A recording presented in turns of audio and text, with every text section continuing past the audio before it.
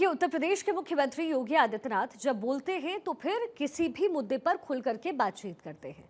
आज एक बार फिर से उन्होंने बोला, सीएम योगी ने सड़क पर नमाज अदा नहीं करने से लेकर के वक्फ बिल और भाषा विवाद समेत तमाम मुद्दों पर अपनी राय रखी। उत्तर प्रदेश प्रशासन ने ईद के दौरान सड़क पर नमाज पढ़ने की इजाजत नहीं दी थी और आज योगी आदित्यनाथ ने बताया कि नमाज को कावड़ से आप तुलना नहीं कर सकते। सीएम योगी ने बताया कि सड़क पर नमाज पढ़ने की मनाही के पीछे क्या वजह है। साथ ही उन्होंने वक्फ बिल को लेकर के दो टूक अपना जवाब दिया है। सीएम योगी ने कहा कि वक्फ निजी स्वार्थ का केंद्र बन गया है। औरंगजेब को लेकर के इस वक्त देश की सियासत गर्म है और इस पर सीएम योगी ने कहा कि आक्रांताओं का महिमा मंडन बंद कर राष्ट्र नायकों का गुणगान अब करना चाहिए। नीलेश चौहान मेरे सहयोगी मेरे साथ कनेक्टेड है।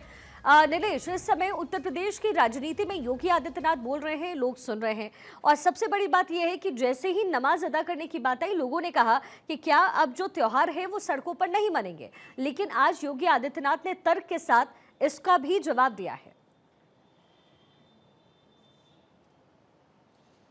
देखिए, उत्तर प्रदेश के मुख्यमंत्री योगी आदित्यनाथ की अगर हम बात कर लें तो योगी आदित्यनाथ ने एक एजेंसी को दिए साक्षात्कार में साफ तौर पे सभी सवालों का जवाब दिया है, चाहे वो वक्फ संशोधन बिल को लेकर हो या फिर सड़कों पर नमाज अदा करने को लेकर हो, कांवड़ यात्रा को लेकर हो, या सबसे बड़ा जो सवाल उत्तर प्रदेश और देश की सियासत में चारों ओर गूंज रहा था कि क्या योगी आदित्यनाथ उत्तर प्रदेश को छोड़कर दिल्ली की ओर अपना रुख करेंगे, क्या वो प्रधानमंत्री बनना चाहते हैं। इन तमाम सवालों का खुलकर जवाब देते हुए उत्तर प्रदेश के मुख्यमंत्री योगी आदित्यनाथ नजर आए।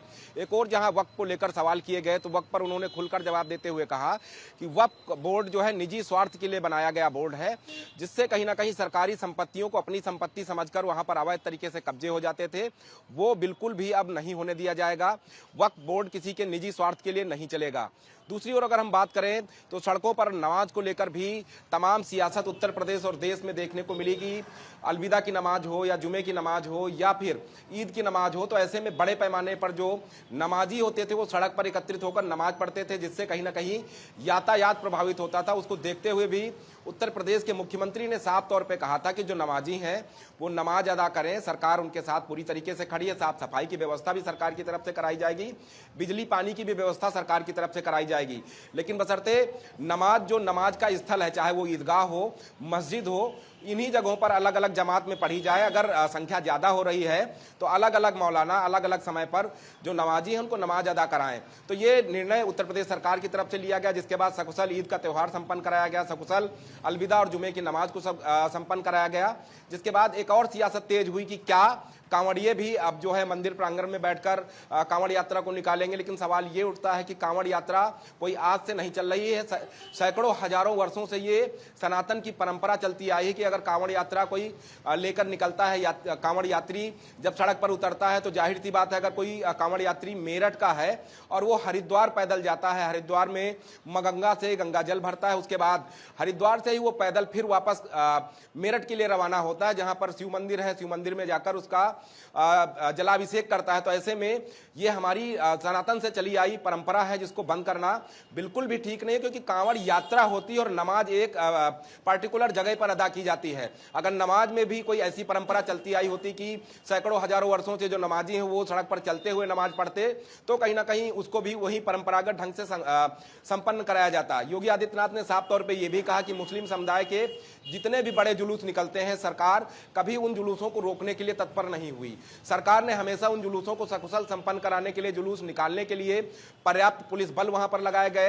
अब जब जरूरत पड़ी तो सड़कों को डाइवर्ट किया गया, यातायात को डाइवर्ट किया गया कि लोग जो है उधर ना जाए, क्योंकि वहां जुलूस निकल रहा है, किसी समुदाय के मन की भावना को ठेस पहुंच सकता है। तमाम सरकार ने कदम उठाए हैं, जिसका नतीजा है कि अगर हम 2017 से और 2025 के बीच का समय काल देखें तो उत्तर प्रदेश इकलौता ऐसा प्रदेश बना है जहां पर हिंदू मुस्लिम दंगे नहीं हुए, हिंदू मुस्लिम आमने सामने नहीं आए, क्योंकि योगी आदित्यनाथ की सरकार सभी के लिए एक तरीके से काम करती है।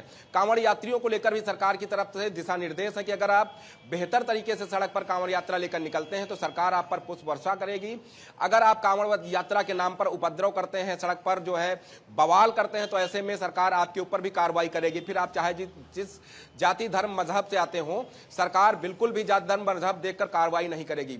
दूसरी ओर एक सवाल यह भी किया गया कि उत्तर प्रदेश में लगातार ये तमाम राजनीतिक गलियारों से बातें उठती हैं कि क्या आने वाले समय में योगी आदित्यनाथ देश के प्रधानमंत्री बनना चाहते हैं। इस पर भी बेबाकी के साथ उत्तर प्रदेश के मुख्यमंत्री योगी आदित्यनाथ जवाब देते दिखाई दिए। उन्होंने साफ तौर पे कहा है कि वो जनता की सेवा के लिए उत्तर प्रदेश के मुख्यमंत्री के पद पर काम कर रहे हैं। वो उनका जो है तब तक वो करते रहेंगे जब तक जनता चाहती है कि योगी आदित्यनाथ उनकी सेवा करते रहे। उसके अलावा वो जीवन भर के लिए कोई पूर्णकालिक रूप से राजनेता बनने के लिए नहीं आए। वह एक योगी हैं, जब समय आएगा तो अपने मूल धारा में वापस चले जाएंगे, यानी कि वो फिर अपने योग मुद्रा की ओर वापस जाएंगे, मठ में जाकर सेवा करेंगे। तो अपने आप में बताता है कि योगी आदित्यनाथ ने साफ तौर पर यह नकार दिया कि वो देश के प्रधानमंत्री बनना नहीं चाहते। वो अंशकालीन के लिए जनता की सेवा के लिए, प्रदेश के विकास के लिए उत्तर प्रदेश के मुख्यमंत्री बने हैं और बीजेपी ने उनको मुख्यमंत्री बनाया है। इसमें भी कहीं ना कहीं